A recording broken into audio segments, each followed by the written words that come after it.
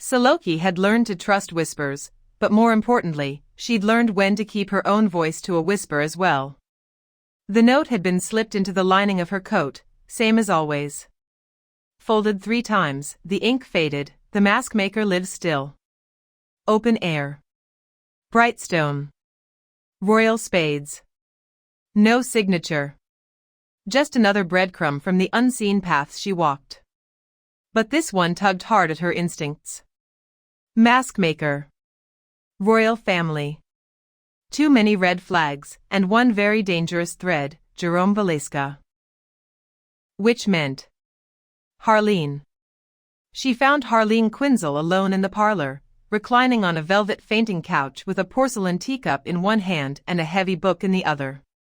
The air crackled slightly with residual spectral energy, either from the wards protecting the room, or from Harleen herself. You could never really tell with her. She had a way of holding her rage just beneath the surface, like a storm barely caged behind a glass smile. Syloki approached slowly, keeping her hands folded and her voice light. Harleen. I've been cataloging abandoned sites, old gang haunts, mostly. For protection routes, future expansions. She tilted her head slightly, careful not to seem too eager. Someone mentioned a performance stage near Brightstone. Said it might have been used by the royal family before they were dissolved. Harleen didn't look up at first. She turned a page. Sipped her tea. Then her head snapped toward Syloki like a predator scenting blood. The royal family, she repeated, each syllable thick with disdain. Syloki didn't blink. Only in passing. Just curious if the Dimmer sisters had ever kept tabs on their old haunts. Harleen stood slowly, setting the teacup aside with precision. Her smile was carved from ice. Some faces, she said softly, were never meant to be remembered. Then she leaned closer. Especially the ones that don't stay buried. Syloki felt her stomach tighten, but she bowed her head in deference. Of course. I'll stay away from trouble. Harleen's smile widened, not in warmth, but in approval. Good girl. Syloki excused herself as gracefully as possible. Once out of sight, she didn't let herself breathe until she reached the foyer. The spellwork around Harleen was subtle, but her temper? That was a thing of legend. She slipped away into the mist-soaked night, the city humming low with gaslight and rot. Fog rolled through the Brightstone streets like silk across a stage, and the open-air theater waited for her just where the whisper had promised, half hidden behind ivy-covered marble columns, sagging under the weight of time. At night, no one came near. Locals said it was haunted. Syloki found that comforting. The burned smell came first. She crouched by the entrance and lit a small ghost-light orb, just enough to see by. It cast the old stage in pale green hues, making the cracked wood shimmer like it had once danced under moonlight. The air tasted of ash and old laughter, curdled in time. Lysandra Gray's voice echoed in her memory, dig where they used to bow. She walked the edge of the stage, every step careful. A breeze brushed past her cheek, not warm, not cold, just wrong. She found the spot at center stage where the boards had warped. She dropped to her knees, pried loose one of the panels, and dug with gloved hands. A trunk. Leather, half-rotted, stamped with initials, MS. She cracked it open. Inside lay velvet wraps, makeup kits dulled with age, and worn sketches of faces she didn't recognize, but the shapes were wrong, exaggerated. Not masks for disguise. Masks for transformation. At the bottom, sealed in wax paper, was a single mask. Its lips were carved in a smile too wide to be human. And as she stared into its hollow eyes, Syloki thought, knew, that it had once belonged to someone who understood Jerome Valeska far too well. A distant giggle echoed from the back row of the ruined seats. Syloki stood slowly, the mask in one hand, her ghost charm in the other. All right, she whispered to the empty theater. Show me what's so damn funny. The shadows answered. A flicker of movement danced across the far wall, too quick to follow, too slow to ignore. The ghost light in Syloki's hand dimmed, sputtering as if afraid to shine too brightly in this place. A hush fell over the theater, deeper than silence. The kind that clung to your bones. The kind that remembered. Syloki's eyes darted to the open trunk. Beneath the costumes and the leering mask lay a weathered leather journal, its cover cracked like old paint. She pulled it free, running her fingers over the embossed initials, MS Mr. Smile, she muttered under her breath, flipping it open. The entries were a jumbled mess of manic handwriting and half-finished sentences. She flipped carefully through the pages.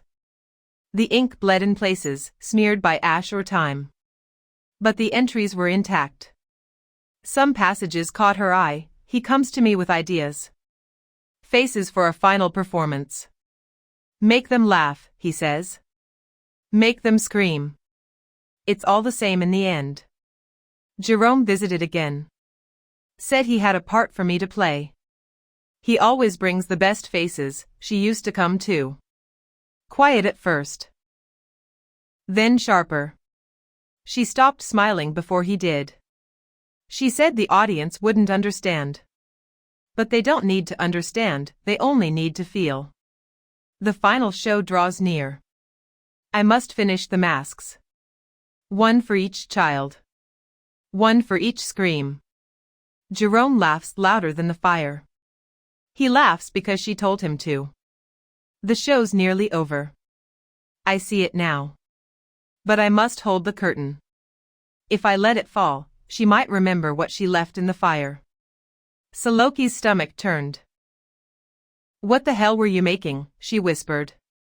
She descended the steps stage left and began to circle the edge of the platform, instinct guiding her as much as training. This was more than a ruin. It was a shrine.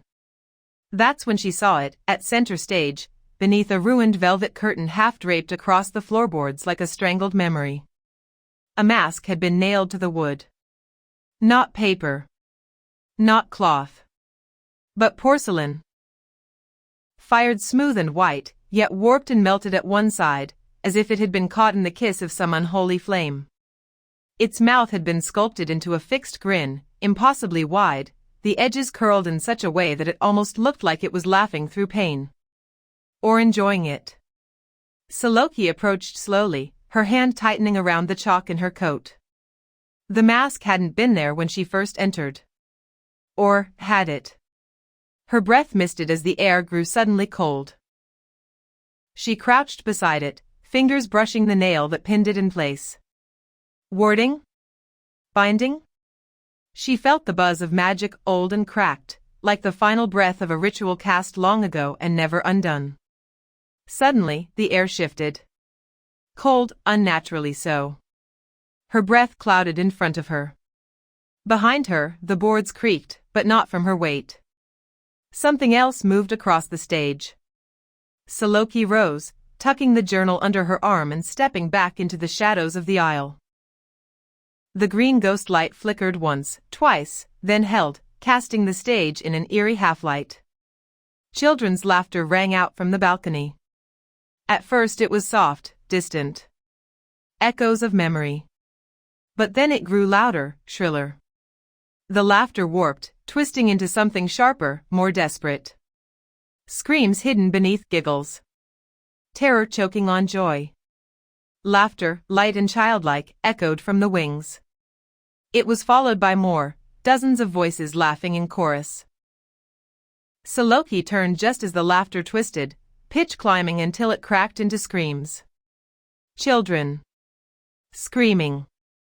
Figures appeared on the stage, ghostly actors rising from memory. A small girl twirling in a dress. A boy chasing her. Then fire, trailing behind them like a ribbon on the wind. A masked figure danced across the stage, wearing a grotesquely oversized smile. The same porcelain mask. Jerome? The figure bowed and gestured grandly as the stage behind him crumbled into ash. A carnival facade melted into embers. Horses burning. Rides collapsing. Joy warped into madness. Syloki's grip tightened on her ghost charm. Her other hand slid into her coat, brushing the edge of a concealed knife. On the stage, the performance began. Phantom actors stepped from the walls, their bodies translucent and twitching, as if caught between frames. They took their places on the scorched boards, playing out a scene Syloki had only read about in old records. The day the Barrow Cleft amusement park burned. A ghostly carousel turned, horses twisted into monstrous shapes. A ticket boy laughed, his mouth stretching too wide. A fire breather lit the fuse, unaware of what the gas lines had been rigged to do. And at the center of it all, stepping forward with a dancer's grace and a killer's glee, a masked man. His grin was frozen in porcelain. His suit singed at the cuffs. His hands twitched like a puppet's as he twirled across the stage, flames rising behind him. Jerome. No, it wasn't him, not really. But it was what the ghosts remembered of him. What he had become to their final memories. Syloki's throat tightened. This isn't real, she whispered. This is just what's left. But it felt real. The masked man pirouetted, arms outstretched, and the children laughed again just before the fire engulfed them.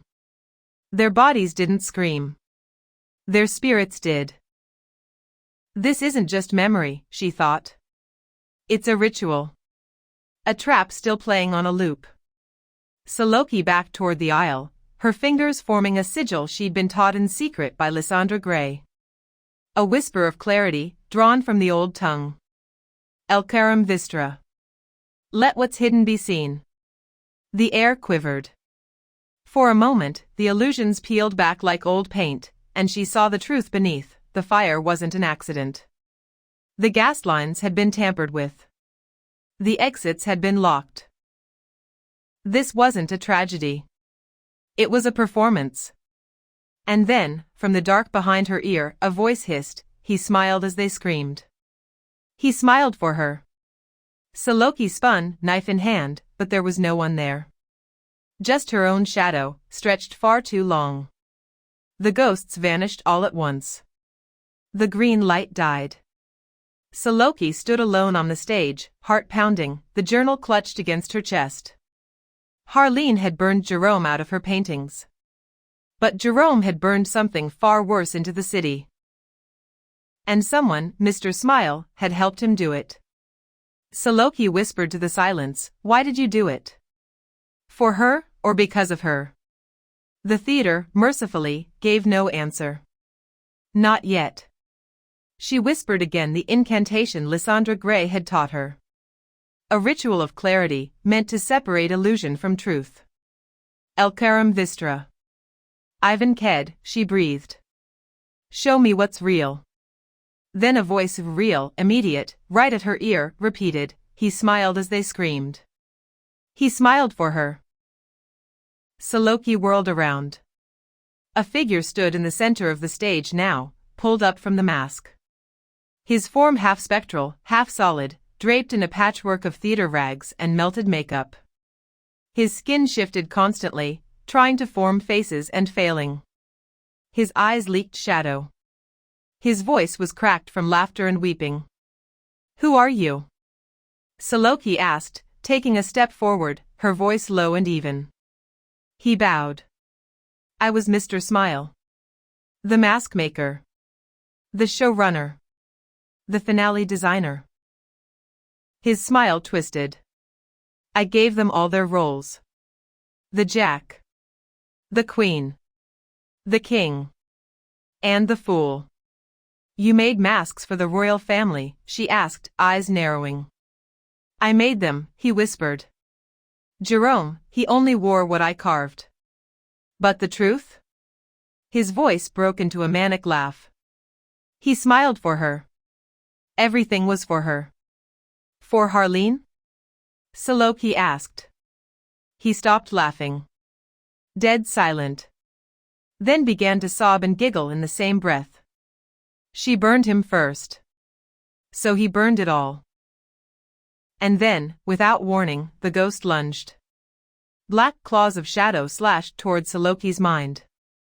Her body remained standing, but her consciousness was thrown into a storm of memories.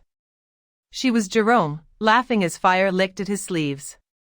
She was Harleen, watching the carousel catch fire, lip trembling, eyes hollow. She was one of the children, screaming in the hall of mirrors, alone. No, no, no, get out, Syloki. A voice broke through the illusion. A light, a real one, flashed in the corner of her eye. Sheila.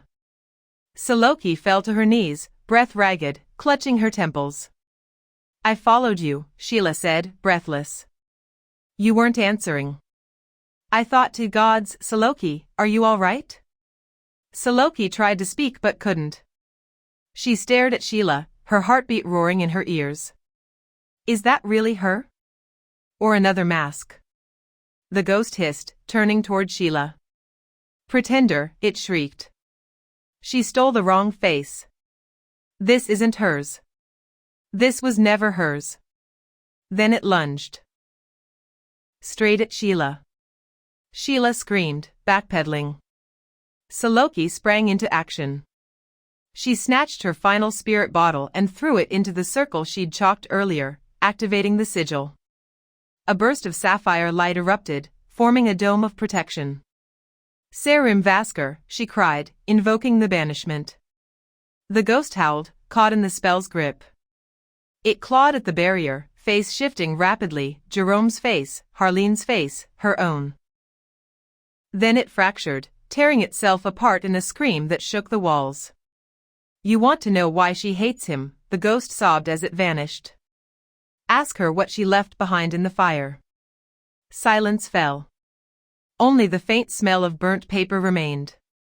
Sheila dropped to her knees beside her. Syloki, what was that thing? I don't know, she said quietly. But it knew everything. She didn't say it aloud, but in her heart, one thing was clear, she wasn't done with this. Not until Harleen Quinzel told her exactly what had burned in Barrowcleft, and why it still screamed. The manor welcomed her back with shadows and silence. Its doors creaked the same, its halls whispered the same, yet Syloki felt changed. The chill in her bones hadn't left since the theater, and the question in her mind had only grown darker. She sat beside the small fireplace in her borrowed room, the dim flame flickering like a nervous heartbeat. Across from her, Sheila leaned against the window frame, arms crossed, pretending to watch the fog roll in over Silkshore. They hadn't spoken much on the walk back. Not about what they'd seen. Not about the mask. Not about the words that echoed still in Syloki's ears. Thanks for coming after me, Syloki offered, her voice low. Sheila gave a soft smile, one that didn't quite reach her eyes. Of course. You'd have done the same for me. Syloki nodded, but didn't answer. She didn't know if that was true. Not anymore. Later, alone, she unwrapped the torn remains of the journal and spread the brittle pages across her desk. Some were scorched beyond recognition, others smeared with ink and soot. But a few words remained, burned into her thoughts more than the parchment. She stopped smiling before he did.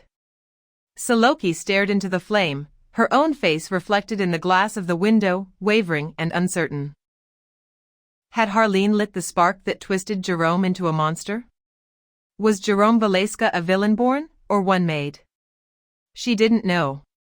But somewhere between the ash and the laughter, between truth and mask, the answer waited. Whether it was buried in a memory, a lie, or a face not yet worn, Syloki knew only one thing.